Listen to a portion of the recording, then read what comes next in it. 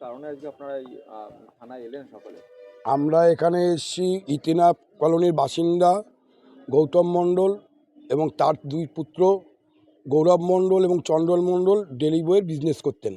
এখানে আমরা অশোকনগর বাসিন্দা প্লাস আদার্স বিভিন্ন বাসিন্দা গোলবাজার, কল্যাণগড়, খোসদেলপুরের বাসিন্দারা এখানে সমবেত হয়েছি।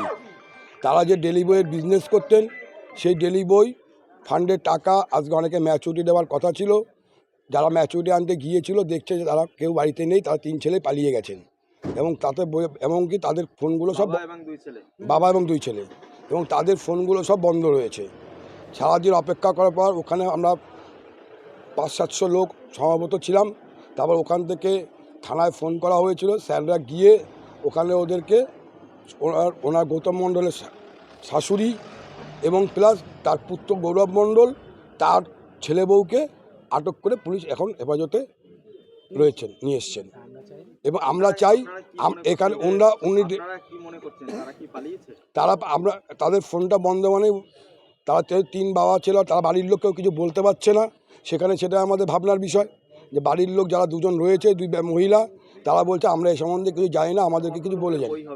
এরকম ধরুন হাজার হাজার বুকের বই হবে। টোটাল খোসদেলপুর, গুমা খোসদেলপুর কোটি কোটি টাকা, কারো 5 লাখ, কারো 7 লাখ, কারো 1 লাখ, কারো 2 লাখ, কারো 50,000, কারো 20,000। আমার টোটাল রয়েছে 1,25,000 টাকার ম্যাচুরিটি। আমাকে গত দিন দেওয়ার কথা ছিল, মানে আগামী দিন দেওয়ার কথা রয়েছে। আজকে আমিও সবার কাছে জেনে গিয়ে দেখি তারা কেউ বাড়িতে নেই।